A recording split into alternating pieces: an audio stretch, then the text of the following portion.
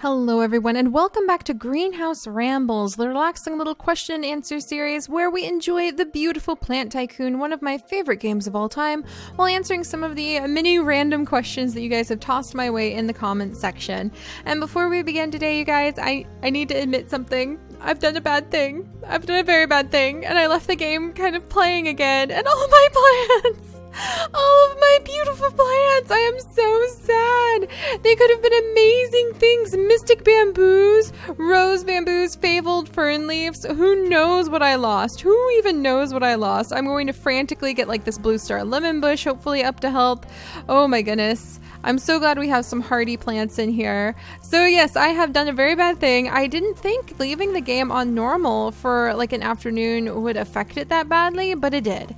And I came back and immediately turned it on. You can change like the timing on the game. I immediately paused the game again and I was like, well, I'm gonna have to come clean to everybody next time we start doing a greenhouse ramble. So yeah, unfortunately I've killed our plants, which only proves I need to ramble more often because then I'll be sure to check in on everybody.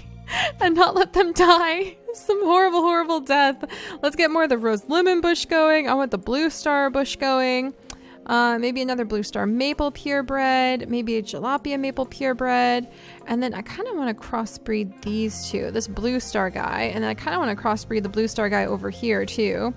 Hopefully the blue stars will hold in long enough, like they'll stay alive long enough that we'll be able to see what they turn into. But I have the game running on fast now, so we should be able to see lots of awesome new seeds. So while I take care of putting in some fresh plants and sitting here and waiting for seeds to sprout and bugs to arrive, let's dive into some of your guys' questions. And thank you so much for leaving such really thoughtful, insightful questions and leaving such silly, fun questions. It's just so much fun to learn more about you guys through the kinds of questions that you ask.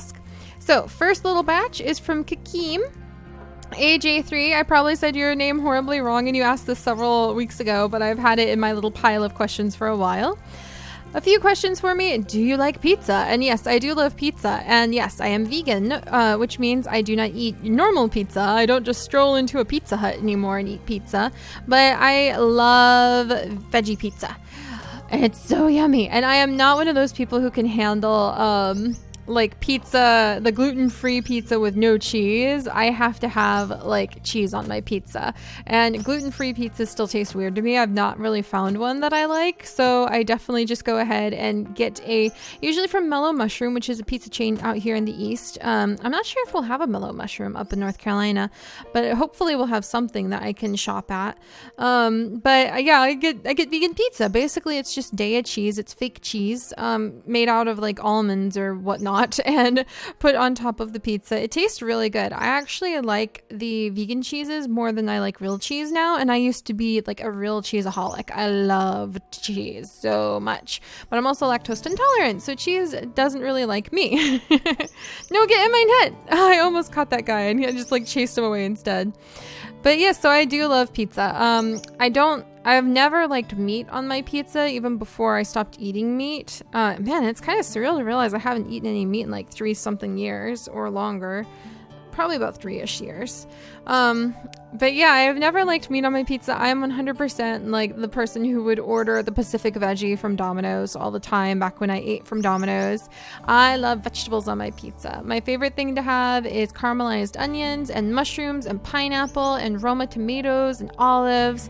I love vegetables. I don't like, let me think. I don't really like artichokes, so I don't like artichokes on pizza. I feel like that takes it too far. Too many vegetables. But yes, I do love pizza, and Chips knows it. Usually the only thing I want for a really big mega snack anymore is vegan pizza, and it's very expensive, so it should just be like a mega big like surprise snack present for like my birthday or something. And it's actually kind of funny because it's almost like you stay away from a lot of the unhealthy food when like vegan pizza is like $50 for a large pizza.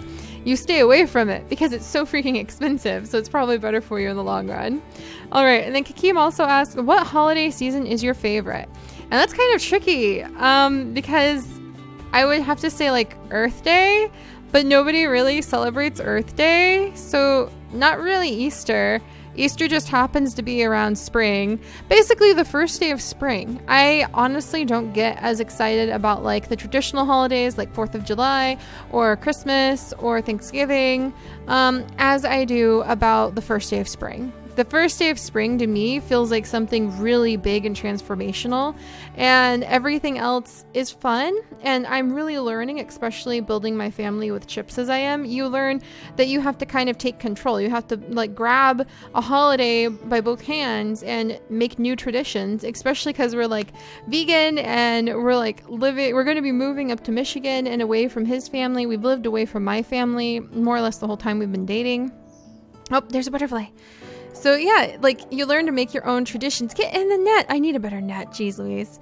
You learn to make your own traditions, and we're making some really fun ones, but it's still like the season of holiday that makes me happiest is spring season as a whole. But I really do love Christmas with Chips too.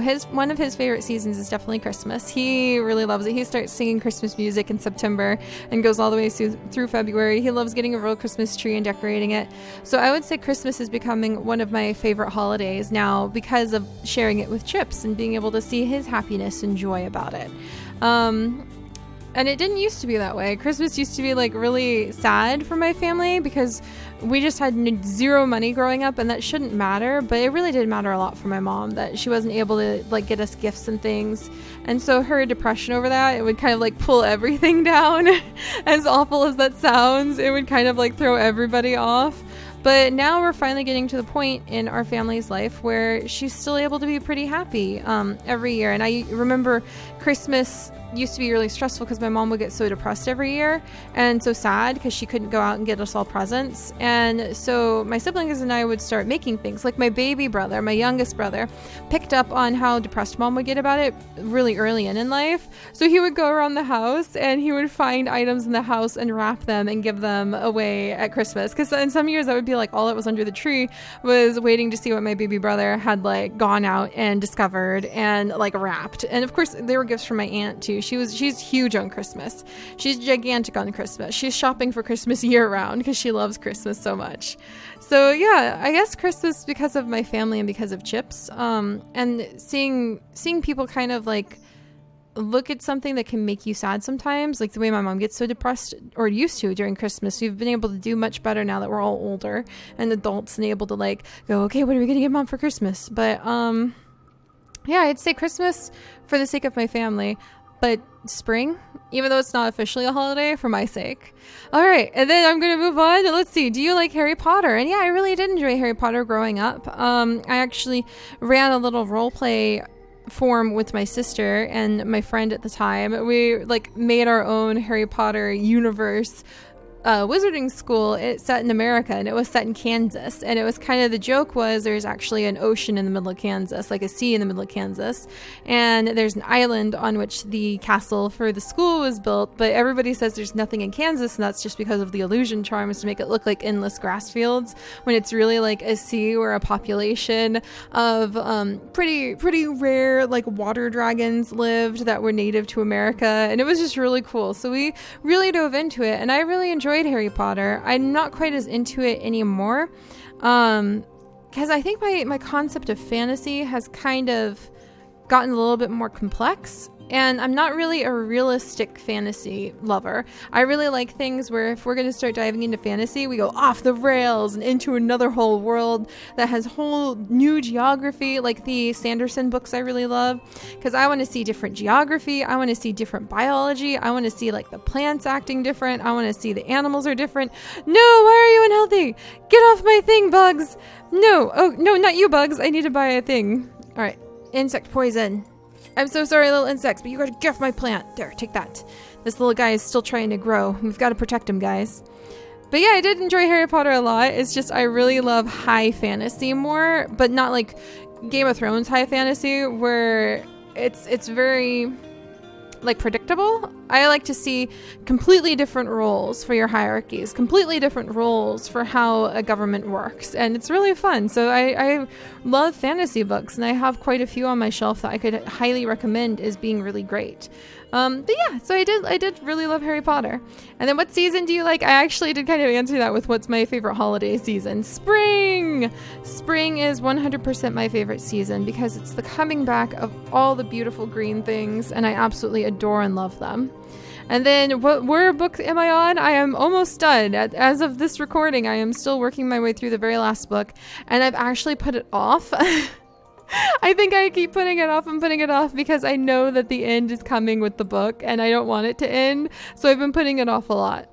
And yay! So thank you, Kakim. And then Aniela asked, will I be continuing or doing any more role-playing other than zoo crafting in the future? And yeah, I have a few plans, and I'm actually mostly planning on doing some of that role-playing from within the zoo crafting world because I love the opportunities that the server can provide in terms of all of the mods that we have. So I'll probably continue like just kind of making side series in that world, but I do have a few other ideas for things that I would potentially do, like other series I would potentially do outside of that world. I'm just not sure like how I would pull it off just yet, because there's so much to do. There's just always so much to do. That's kind of my problem. As I'm always so busy. And so yeah, I do have ideas for role-playing series, even fantasy-based ones, like dragon-based ones. I tried to figure out how to do a Wolf Quest roleplay series in Minecraft, but it just was not panning out in a way that I really enjoyed. And I think that Sims 3 is actually a much better medium for trying to do things like that. So for now, I'm going to stick to mostly doing warriors for like roleplay series that are also merged with gameplay. But yeah, we'll see. It's definitely on the cards. Pixelmon Ranger, for instance, would probably be another roleplay light series that I would mix in. And that would be the only thing other than like the dinosaur side series, farming side series, dog quest, and then other zoo crafting things that might come and go in the zoo crafting world. So yeah, a lot of side series. All right, and then let's see. What websites? Oh, HTF3, or HTF asks, what websites do you use to find those awesome facts about animals? And mostly I just kind of dive in on Google and find a ton of like .edu websites. And that's mostly going to be your websites that are the sources that universities use or universities themselves. You can go to Wikipedia and you can use Wikipedia. Everything is more or less cited to follow the citations to more websites. You can use National Geographic. I use Nat Geo as the like bouncing board, my springboard for a lot of the news and information that I find out about animals. So Nat Geo is a really great one. I have a subscription with them. I was a little worried because they did get bought out by a bigger company, and even though a lot of you guys are probably young, you need to pay attention to those kinds of things so you know where and how you're getting your information from your media sources. And so far it seems like they're still, despite who bought them, doing pretty good. So I'm still a big supporter of National Geographic and their resources. I love going to university libraries. Like when Chips and I were first dating and he was wrapping up his master's, I would go to the library all the time and just wander the library and flip through all of the university library periodicals. So that was really fun, and it was so much fun. I would just sit there and read about like all these studies they were doing in biology and all of the ecology studies they were doing. And that's a really great resource if you happen to live near a college or a university and you have access to just walking into the library, even if you can't walk out with anything. Nobody ever questioned me like walking into a university library, like, what are you doing here? As long as you're respectful and you just like take notes and you just try to like utilize the resource respectfully, I don't think anyone's going to have a problem with you. I have never in my entire life been like asked for my student ID when I'm just inside of a like university library, especially if I'm just flipping through the periodicals. So yeah, just be respectful and you'll probably be allowed to go in and just kind of browse what's in there no matter how old you are. And it's really fun. I really like it because it can also give you insight to studies, or at least ideas of things you might want to study that you might not see in more traditional media sources because they might not be flashy studies. The things you might find in the scientific journals in a university library are probably not the same kinds of things you're going to see at Nat Geo or other resources, because they might not be the big flashy things that everybody's going to pick up the cover of the magazine and pay for. So that can be a really great place to go look. All right, and then Shadow Knight asks, is The Sims 3 coming back? And yes, I think you're actually referring to probably our North Star Legacy and our, North Star Legacy, maybe the 101 Dalmatian Challenge. And it's just, there's so much going on. But I actually have found that I am a complete convert to Sims 3 because it's old enough now that it has all of the mods I could possibly want, and I'm able to do whatever I want. And I have a computer that can actually run all of the expansion packs, and it's amazing. And I'm really, really, really enjoying Sims 3, possibly because it's also still a very new game for me. I've often thought that I want to do more than just the 101 Dalmatian challenge and North Star and Warrior Cats. I would love to explore with like mermaids. I would love to do even just like a fun 2-month summary kind of like mermaid island exploration sort of side series or something like that. But I'm really loving The Sims 3, and I can see myself probably getting to the point where I'm constantly always playing at least one family in Sims 3 from now on, because I really, really love it. So if you guys have ideas or suggestions, please let me know. And then this question comes up a lot. What mod is the giraffe from, and is it out to the public? That is the Zoo Crafting Discoveries mod, and as of right now, it's not publicly released. It is actually made by Pavo and Alex and Ben, all contributed to the work in that. And Pavo did, I think, pretty much most of it. And I think Alex did some of the textures, and Ben may have fiddled around with like the animations and the modeling, like moving the models, I mean. And yeah, so they worked really hard, and it's pretty amazing. But there's still some things I know Pavo wants to tweak, like on the main. There's still other animals that we're considering adding in. There's still a lot more other features that we would want to put into it. So we're probably going to discuss like releasing it to the public in the future as the Zoo Crafting Discoveries mod, but we're probably going to need to do a lot more work on it because it's right now just kind of something that we know works in our little sliver of our world.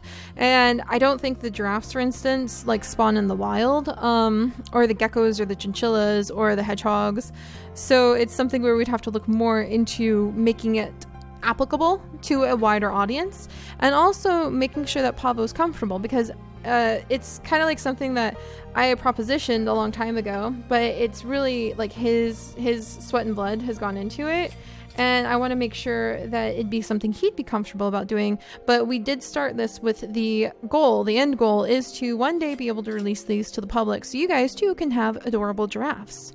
And then, are you going to do more UHCs if you are invited to more? Oh, and hang on, there's a dragonfly. No, I missed him. Oh, he's so cute. And this is all still asked by Shadow Knight, by the way. And yes, of course, I would love to. I have no idea when another one would be. I have no idea what another style might be. But if I am invited to participate in the next UHC, I will be 100% behind that. That was truly one of the most special experiences I've ever had on YouTube yet, being able to do that group, because everybody was just as nice behind the scenes as I was like crossing my fingers and hoping and praying they would be in person. And like there were so many technical problems that had to be overcome, and everybody was very calm, everybody was very collected. We got it done. Like Stacy really held her cool with making sure we could get stuff done. I can't remember who it was off the top of my head because I couldn't identify their voices just yet because I was just learning them.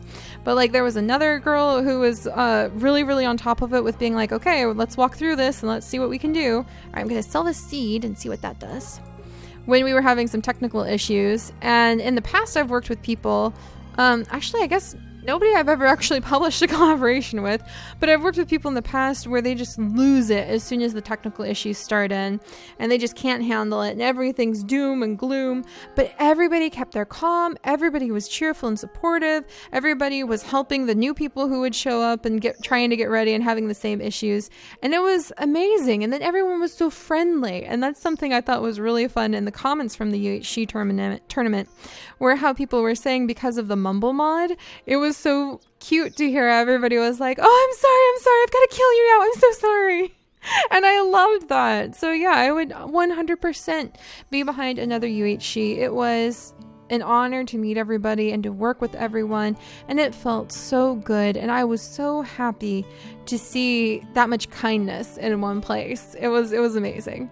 And then finally from Shadow Knight, do you still have your geckos? And yes, I do. Hopefully by now I will have done some vlogs on my geckos, because I've been meaning to for quite a while, but I need to take them out and like wait till they're happy at night and maybe just turn on a light long enough to be able to record them eating a little bit of their gecko food, or or maybe hunting some crickets. We are going to get them crickets when we're going on all of our vacations this May. So I'll be sure to give them lots of crickets, and then you guys might be able to watch them hunt their crickets. It's over pretty fast. The thing is, my geckos don't really do nearly as much as my birds. My birds do a lot more on a day-to-day basis. And my geckos are also nocturnal, and I try not to mess with them too much. But when we move, I do want to set up like new tanks for them and just trip it out. Like make planted tanks that maybe have like a little fountain in them or something really fancy like that. So you guys will probably see all of that, and that'll probably mostly be stuff that will happen on the vlog channel. Me setting up their tanks, researching what I'm going to put in their tanks, trying to get things working, setting up my office. So it's basically like a little tropical paradise. That's 100% my goal. So yeah, that's what I definitely would be doing. And yeah, I do have my geckos. All right, and then Duskflower asks, if you were a warrior cat, what would be your name? You guys kind of already know that name because the name Mossleaf has actually been around for a very, very long time. I used it on my Harvest Moon role-playing forum I used to run.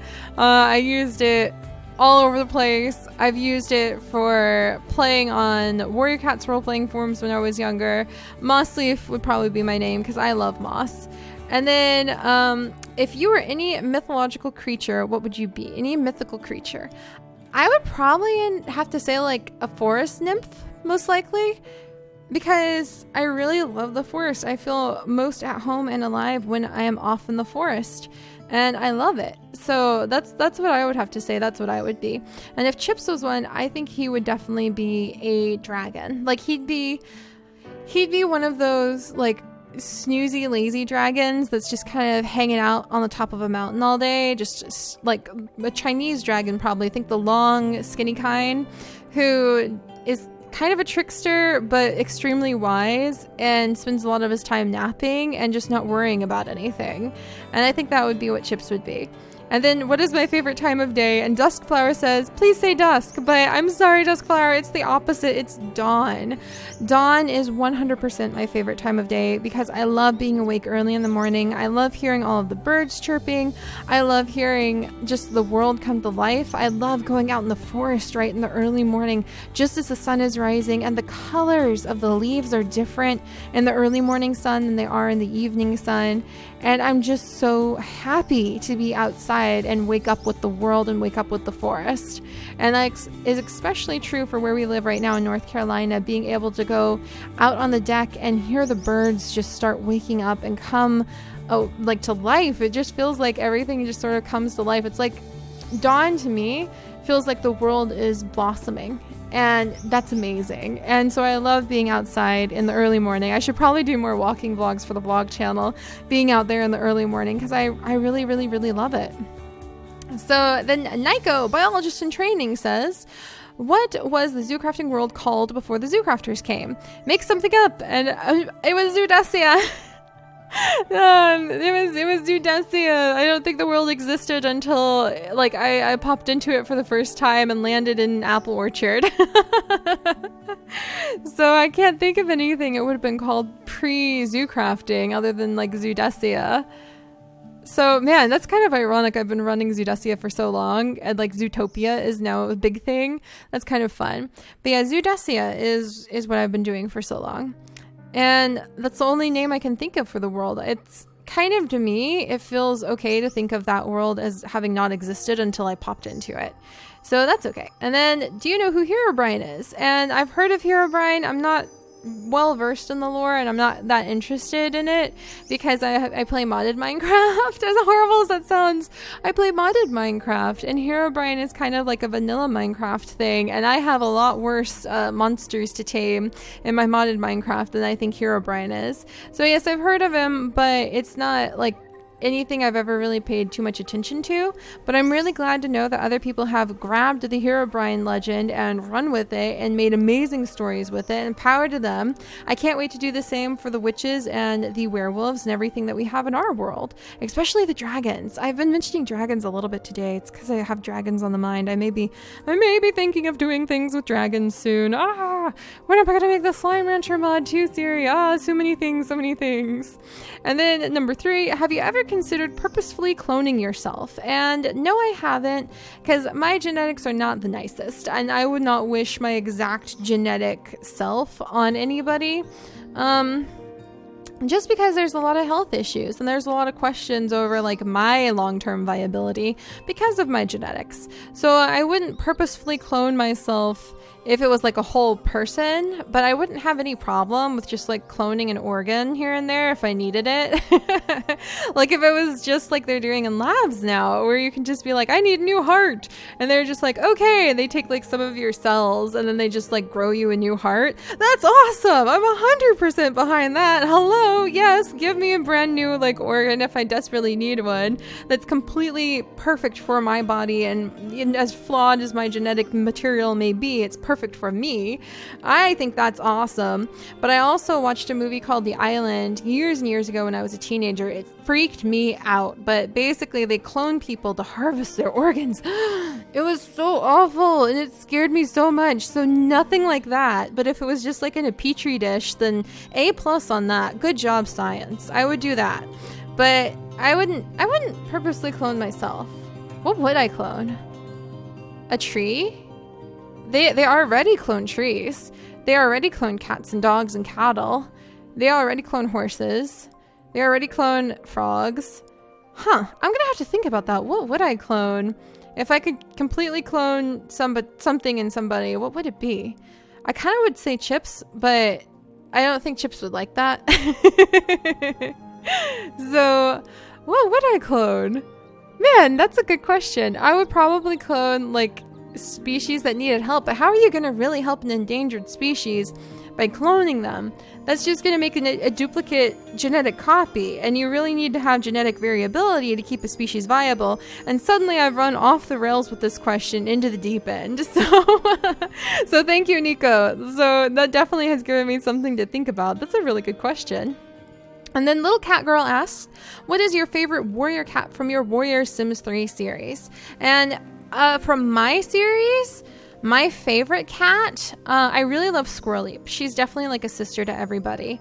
Let me think. Bear Glow, because I didn't have any plan in mind for him. He's been like something that I've just flown by the seat of my pants with creating him as a villain, and it's been pretty darn amazing. And I have some big plans in mind for him, but we'll have to see if plots will let me hold that out or not. And then my other favorite cats, I like Dogaze a lot because of her backstory and the way that she's very sweet and trusting and the way she tries her best even if she feels like she has a lot of limitations. Lizard Paw a lot because of... Oh, yay! Somebody finally bought that plant. I was waiting forever. Jeez. Lizard Paw a lot because of kind of the secret issues that some of you have already picked up on that he has, and I like having that layer of complexity into the story. So yeah, Lizard Paw for sure. What the heck? Why are you a mystery seed? There's a mystery seed. We'll have to plant it. So yeah, that would be my favorite of my cats is like Lizard Paw I like a lot. But that just because they're my favorites does not mean that they're going to be spared from death. It does not mean that they're going to be like given special treatment or anything like that. Because that would almost be disloyal. No, get in my net. Yes. What was that little guy? That would almost be disloyal to them. Lapis Butterfly. Nice. As characters, if I was like, oh, you're my favorite, so nothing bad can happen to you, and I try not to do that. Some cats, like things that should have been very bad that should happen to them, I've had to kind of alter and not make it that bad for the sake of plots, but I don't try to like pamper my favorites. And then actually Jackson aka Pixel Ranger has a good question that actually relates to what Nico was asking. If I could choose any animal that has been recently extinct and could save them, what would it be? And I think the rhino. Probably rhinos, and I surprised myself in saying that, but they're a really big herbivore. I feel like they got the extremely short end of the stick. I think that as a large herbivore like that, and with the amount they ate, with their effect on the ecosystem, it's important to have those keystone like animals in there. I don't think they're actually a keystone herbivore. I'm pretty sure they're not, but they're a big one, and I think that that's really important. So it's something that went recently extinct. That's the first thing that comes to mind. There's a lot of species. I mean, actually, if I could do like whales, they're not quite extinct, but if I could just bring back, like, clone a ton of whales and put them back in the water, that would be pretty amazing too. A lot of those creatures, a lot of the guys who are suffering in the oceans, because the health of the ocean is the health of the entire planet for sure. So that's definitely who I would like clone. If I could just clone and like throw a whole bunch of them in the ocean, it would be whales or maybe rhinos. But I think whales more than rhinos, because I think that would have a better long-term effect on the planet as a whole. And then let's see. I think that's going to be it for today. There's a few more questions, but we've done our bug hunting, we've done our plant watching, and I think we've covered some good ground. So yeah, if you guys have any more questions for me, then please leave them in the comments below. I really enjoy Greenhouse Rambles, and I'm going to have to make sure that I remember to pause it next time so that my poor plants don't die without us. And that way next time we're not just sitting here waiting for plants to grow.